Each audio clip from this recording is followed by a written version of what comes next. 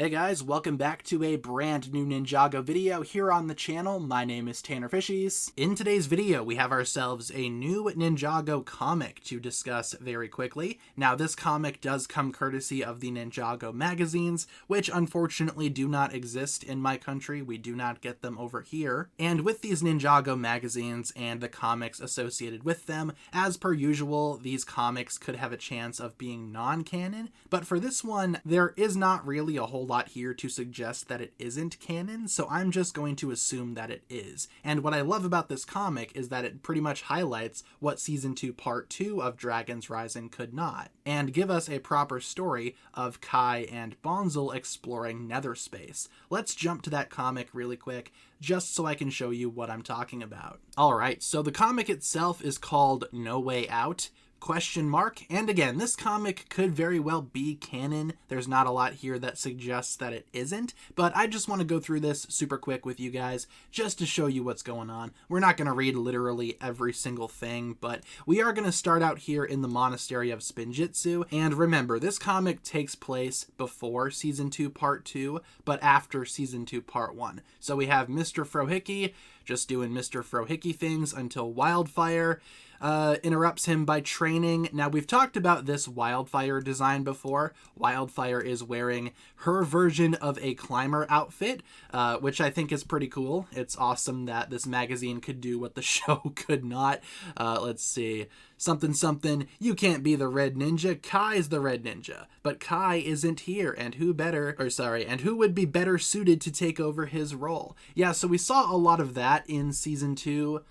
Part 2 as well, Wildfire taking up the mantle of the Red Ninja. This also carries over from the Wildfire spin-off series that was very short-lived. We get some nice stuff between Kai and Wildfire, some flashbacks. I think Wildfire is wearing the wrong suit in this flashback, but whatever. I'm not one to poke holes in Ninjago logic, except I totally am.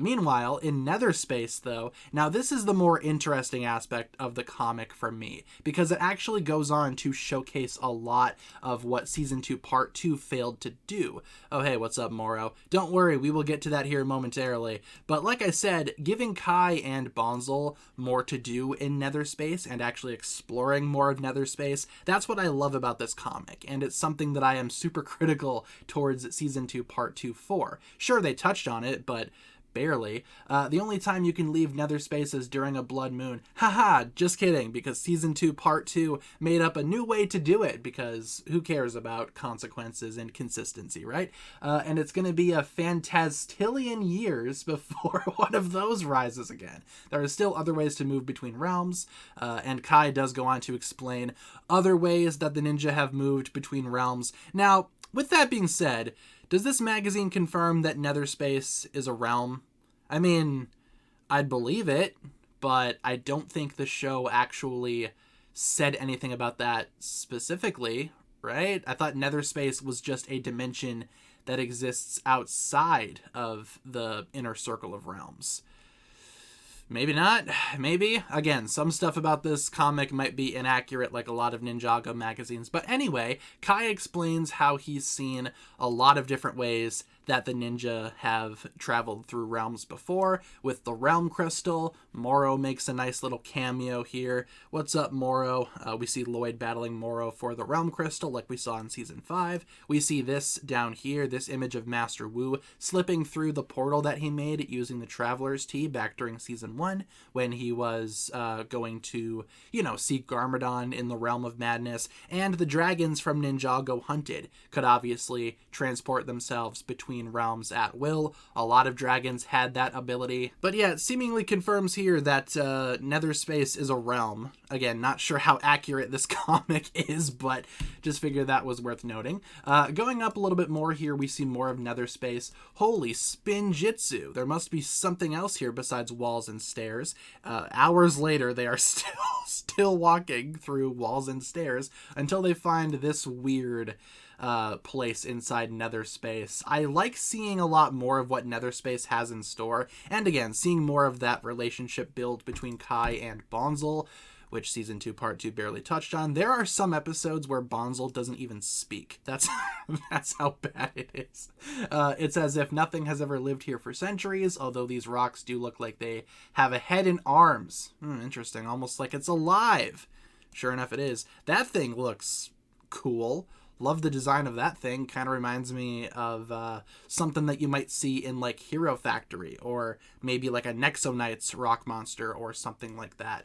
But anyway, Kai puts on his ninja hood. It's time for some ninja-ing, as Kai does indeed do some ninja-ing. He tries to do Spinjitzu against the large rock monster to minimal success. Bonzel says, now we're really hitting rock bottom. I think this magazine comic here characterizes Bonzel extremely well.